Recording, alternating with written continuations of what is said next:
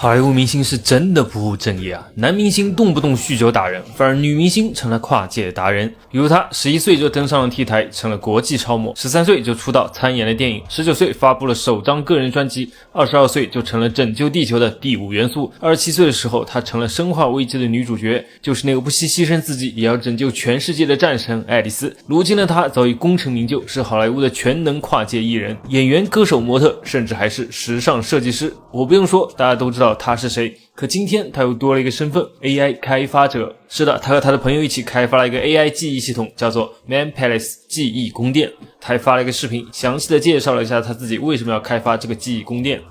Hey everyone, I've been working on a big gaming project which will hopefully come to fruition at some point in the future when I get the funding for it.But during the process, I stumbled upon a bunch of problems that I knew needed to be solved if I was ever going to get it finished. And then I realized that those problems might actually be more important than the project itself, and I wanted to share it with people. The discovery led to what is now a system you can download for free on GitHub called MemPalace.Now, MemPalace is a unique method of AI memory storage and retrieval that truly is pretty mind-blowing. I obviously haven't done this by myself.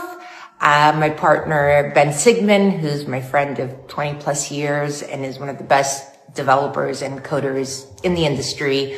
has helped me,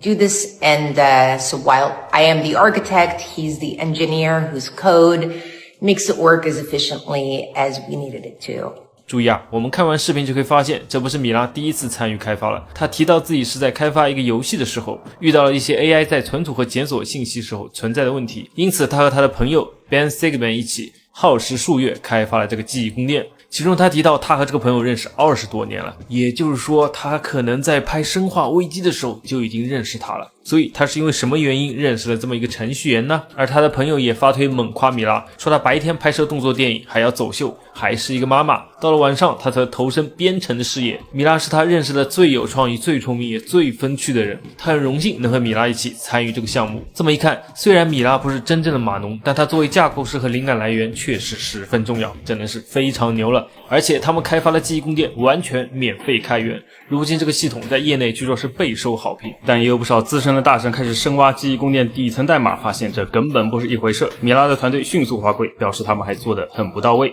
老实说，我也不懂 AI， 因为我通常只用 AI 帮我搜索一些设定啊、彩蛋啊等等，或者是帮我 P 一下照片，生成一些没有肖像版权困扰的封面图。但是看完米拉视频，我是震惊了，这是电影照进现实了吗？爱丽丝，你来真的呀？话说米拉，你开发的那款游戏不会就叫什么蜂巢什么生化危机吧？这就让我想到了米拉最出名的电影《生化危机》系列，那里面有个人工智能红后，大家还记得吗？她的经典台词我可是记得一清二楚。 You're all going to die down here.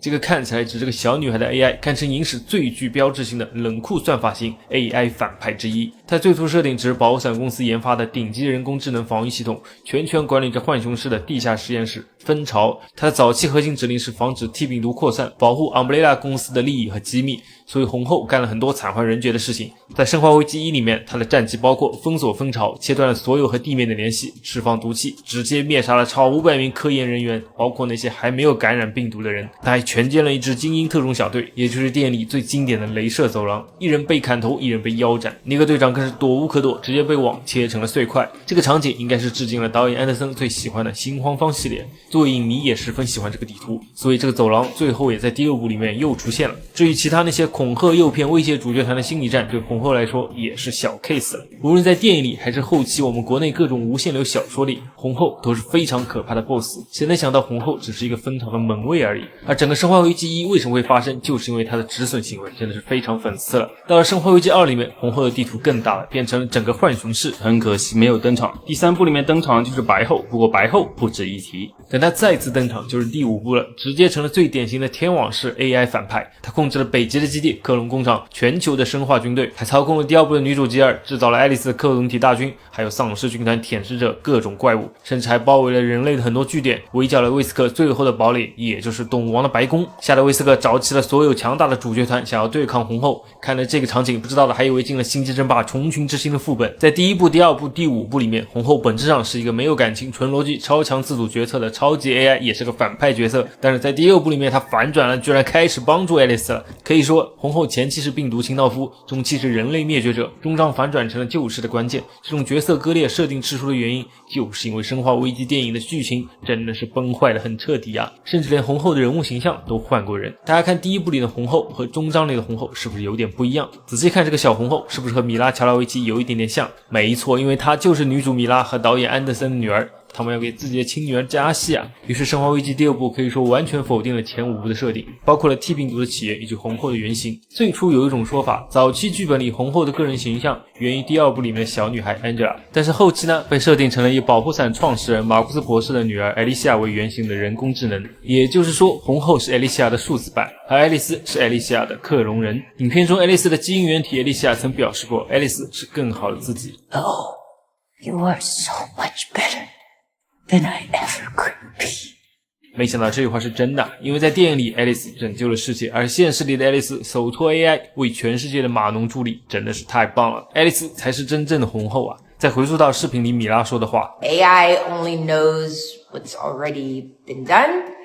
It's the humans running it that actually create something unique and different. Without our imagination and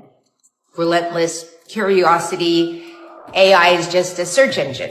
他的意思 AI 只是辅助，只是工具， AI 只能掌握那些人们已经做过的事情，真正能够创造出独一无二与众不同的东西是使用它的人类。如果没有我们的想象力和永不满足的好奇心， AI 就仅仅是个搜索引擎而已。就像生化危机的红后，它存在的一切都只是为了辅助保护伞公司，没有艾莉西亚，它的存在就没有意义。而好莱坞在很多电影里就担心过人类会输给 AI 或者人造人或者机器人，比如黑客帝国终结者普罗米修斯，但是这些故事往往都只是噱头，这些编剧甚至都还没有米拉清醒，所以大家不要担心，我们的人类是不会输给 AI 的，除非你把它做成人形电脑天使星。